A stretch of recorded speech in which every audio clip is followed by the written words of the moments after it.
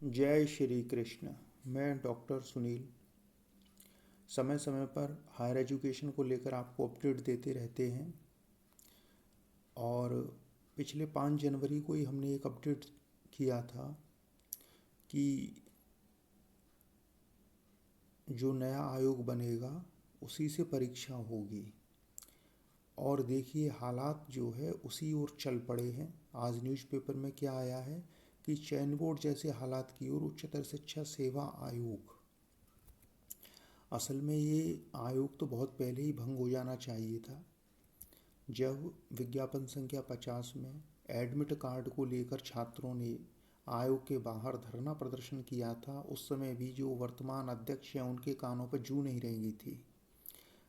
ऐसे अड़ियल लोग अगर किसी आयोग में अध्यक्ष बनकर बैठ जाएं तो परीक्षा की बर्बादी तय होती है। और इन्हीं अध्यक्ष के द्वारा घोषित विज्ञापन संख्या 50 के परिणाम में आपने हुई धांधली वो भी देखी होगी। 90 से ऊपर प्रश्न सही हुए, एक ही घर से कैंडिडेट लगातार चयनित हुए। हालात ये कि हाई कोर्ट ने आदेश दिया, रिवाइज रिजल्ट आया। हालात ये हुए कि री एडवर्टाइजमेंट तक का हाई कोर्ट ने ऑर्डर दिया। ऐसे लोग जिस भी संस्था में जाकर बैठेंगे उस संस्था को बर्बाद करेंगे। तो ऐसा मत सोचिए कि ये वाला आयोग जा रहा है तो अब परीक्षा कब होगी। जब भी होगी इस आयोग से न हो, जब भी परीक्षा हो इस आयोग से न हो, यही बेहतर है। चलिए अब न्यूज़ को देख लेते हैं कि 4 फरवरी आज है और आज आयोग के एक सदस्य कृष्ण कुमार छुट्टी ले रहे हैं। ऐसे लोग हमेशा के लिए छुट्टी पाएं, बहुत अच्छा रहेगा। इन लोगों ने उच्च शिक्षा का बेड़ा गर्क कर दिया। जिस संस्था से योग असिस्टेंट प्रोफेसर की भर्ती होनी चाहिए उस संस्था से, जैसा ऑडियो वायरल हुआ था, 25-25 लाख दे के पेपर पाकर लोग असिस्टेंट प्रोफेसर बने। जो लोग खुद अनाड़ी हैं वो छात्रों का भविष्य बर्बाद करेंगे। वो छात्रों को जाके क्या पढ़ाएंगे? अरे पढ़ाई लिखाई कुछ नहीं होती है, पैसे का इंतजाम रखो बस सिलेक्शन पक्का है। तो ये संस्था अब जल्दी से जल्दी भंग हो जाए, ये सभी छात्रों के हित में है, ये सभी शिक्षकों के हित में है, ये सभी मेहनती अभ्यर्थियों के हित में है। तो इतनी देर में आपने हमारी बात सुनने के साथ न्यूज़ पढ़ ली होगी, तो न्यूज़ पढ़ के सुनाने में हम समय नहीं लेंगे। केवल 2-4 बातें और बता देते हैं कि संभावना तो इस ओर बन रही है कि नया आयोग जो बनेगा उसी से परीक्षा हो, पहली चीज़। दूसरी चीज़, इसमें बताया गया है कि प्रश्न पत्र तैयार हैं। ये बहुत बड़ी खतरे की घंटी है कि जब अध्यक्ष को पता था, सदस्यों को पता था कि एग्ज़ाम नहीं होना है, आयोग में काम करने वाले कर्मचारियों तक को पता था एग्ज़ाम नहीं होना है, तो इन्होंने प्रश्न पत्र क्यों तैयार करवाए हैं? तीसरी चीज़, जो प्रश्न पत्र तैयार हुए हैं क्या वो सेफ़ हैं? क्या वो प्रेस से ही बेच तो नहीं दिए गए, कहीं पैसा तो नहीं कमा लिया गया? इसकी जांच कैसे होगी, कौन करवाएगा? ये आयोग जाते जाते भी अपने निशान छोड़ के जा रहा है। अब नया पेपर बनना चाहिए। जब नया आयोग अगर परीक्षा करवाता है तो उसको अपने हिसाब से पेपर को बनाना चाहिए। ये पहले पेपर बना के दे के जा रहे हैं, ये आयोग ने बहुत गलत किया है। बता रहे हैं कि शासन का निर्देश है, मिलते ही परीक्षा कराएंगे। अरे शासन का कोई निर्देश नहीं है कि आप परीक्षा कराओ। ये प्रश्न पत्र आपने किस खुशी में छपवा दिए हैं? ये एक बहुत बड़ा मुद्दा है। ये एक चिंतनीय बात है कि ये आयोग जो भंग होने जा रहा है वो प्रश्न पत्र तैयार कर चुका है। चौथी चीज, आयोग के एक सदस्य हैं कृष्ण कुमार।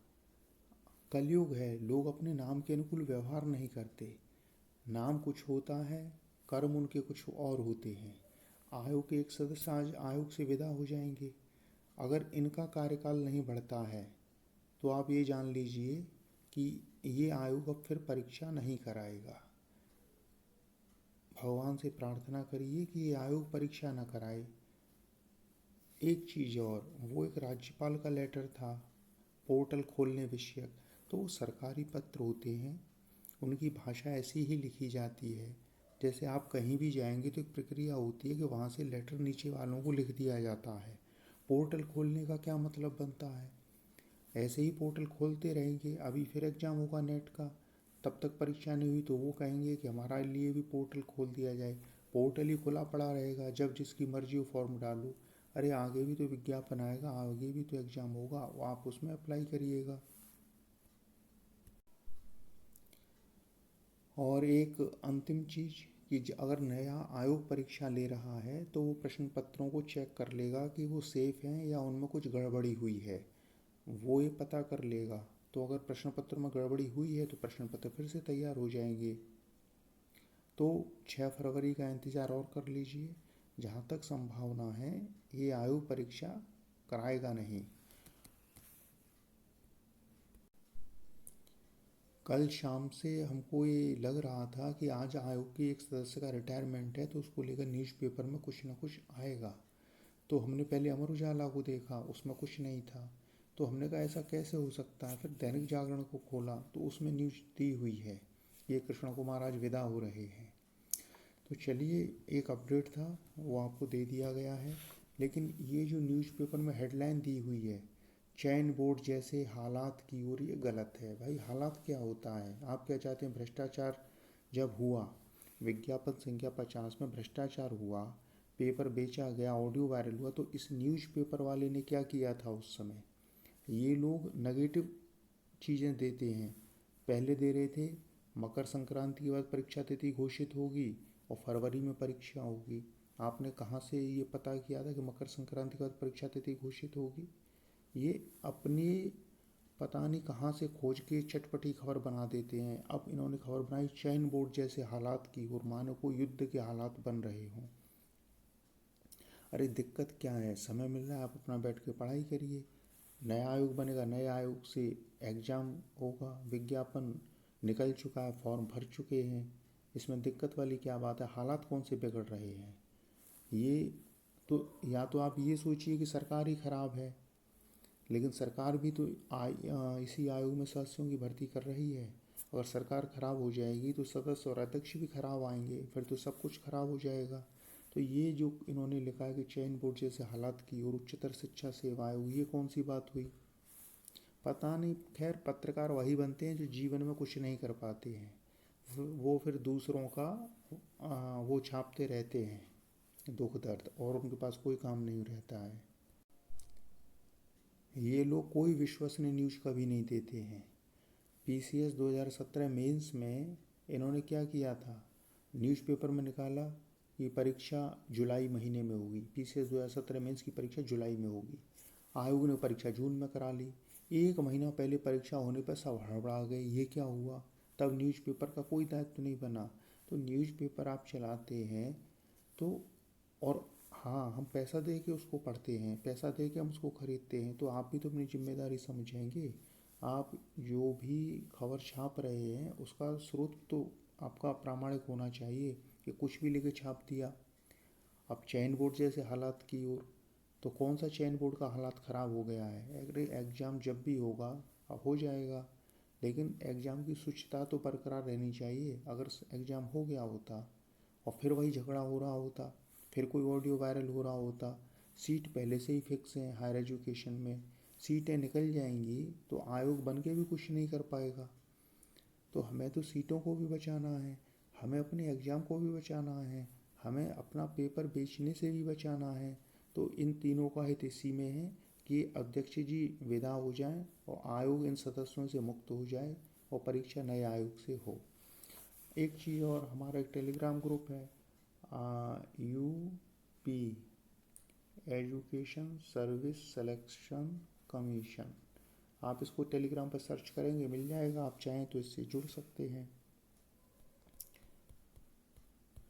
और एक चीज़ और कि हम पीसीएस के लिए भी गाइडेंस देते हैं। हमारे मार्ग निर्देशन में 2 आईएएस 6 डीएसपी चयनित हैं।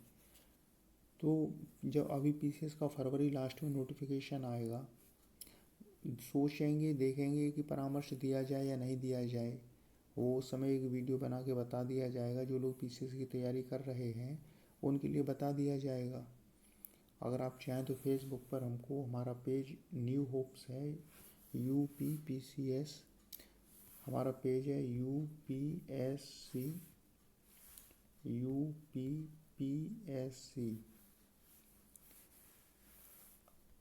New hopes HOPES doctor Sunil. आप इसको सर्च करेंगे, पेज हमको आपको मिल जाएगा। उसमें ग्रुप का लिंक दिया हुआ है PCS 2023 के लिए, आप उससे जुड़ सकते हैं। तो फिलहाल जो आज की न्यूज है वो यही है कि कृष्ण कुमार विदा हो जाएंगे, तो फिर 6 तारीख को अध्यक्ष भी नहीं रहेंगे। अगर कार्यकाल बढ़ना है तो इस कृष्ण कुमार का भी बढ़ेगा। कृष्ण कुमार का कार्यकाल अगर नहीं बढ़ रहा है तो 6 फरवरी को अध्यक्ष का भी नहीं बढ़ेगा। फिर परीक्षा नया आयोग कराएगा। अच्छी खबर है, देखिए। और 2 दिन प्रतीक्षा कर लेते हैं इसी के साथ। चलिए वीडियो को समाप्त करते हैं। जय श्री कृष्ण।